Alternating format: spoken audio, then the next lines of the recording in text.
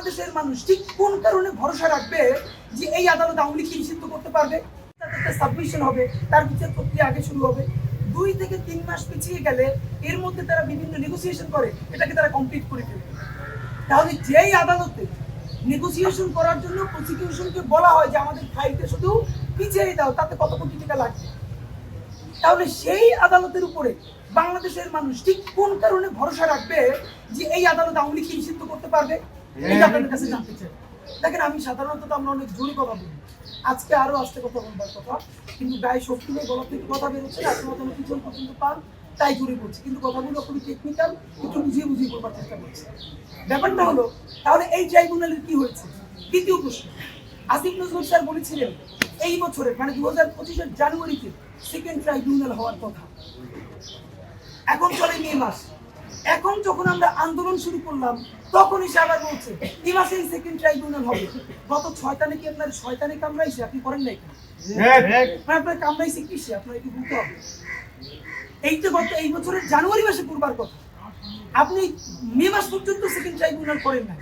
যেই জনতা নামলো তখন বললেন মে মাসে করা হবে কেন? নাম্বার 2, আপনি এই যে কত বিচারক নিয়োগ দিয়েছেন বলেন?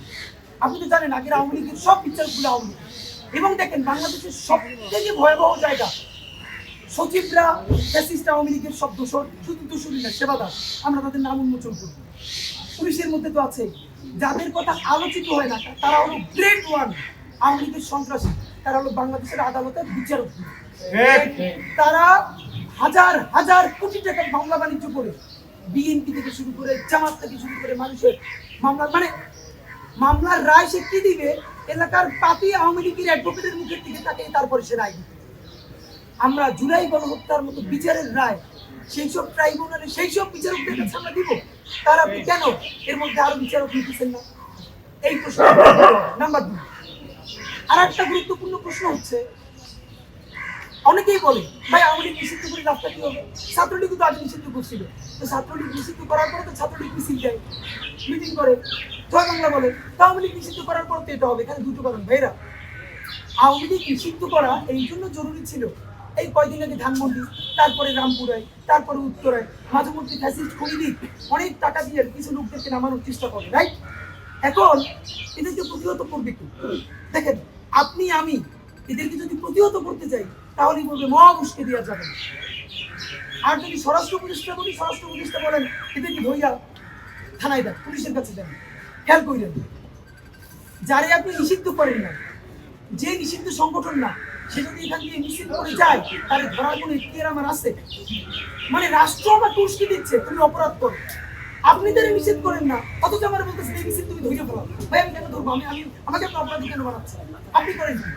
তো এই যে তাদেরকে যেন আইনিভাবে ধরা যায়, জনতাও যেন ধরলে তাকে ধরতে পারে, এই কারণে আইন হওয়া দরকার ছিল 1। নাম্বার 2, এখন যেটা করতে হবে, এই যে নিষিদ্ধ সংগঠন আওয়ামী লীগের যত নেতাকর্মী এখন স্যাবোটেজ করবার চেষ্টা করছে, গুপ্ত হত্যা করবার চেষ্টা করছে, আগে গণহত্যা করেছে, তাদেরকে গ্রেফতার করবে কে? পুলিশ। একটা খুব গুরুত্বপূর্ণ প্রশ্ন আপনারা শোনেন, এই যে পুলিশ গত 15 বছরে যে ম্যাসাকারগুলো শুধু করে না, মানে পুলিশের নিউজ দেওয়া হয়েছে কাদেরকে বলেন?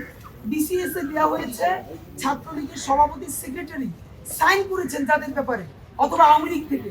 ইভেন আপনারা জানেন গণভবন যেদিন বিজয় হয়েছে সেদিন আমাদের এক বড় ভাই উনি হাসিনার রুমে যে হাসিনার যে গুরুত্বপূর্ণ ফাইলগুলো নিয়ে এসেছিল, সেই ফাইল খুলে আমরা দেখেছি যে ডিজিএফআই কে বিভিন্ন প্রতিবেদনে যে বিসিএস এ কোনটা হবে কোনটা যাবে না, শেখ হাসিনার খাস কামরায়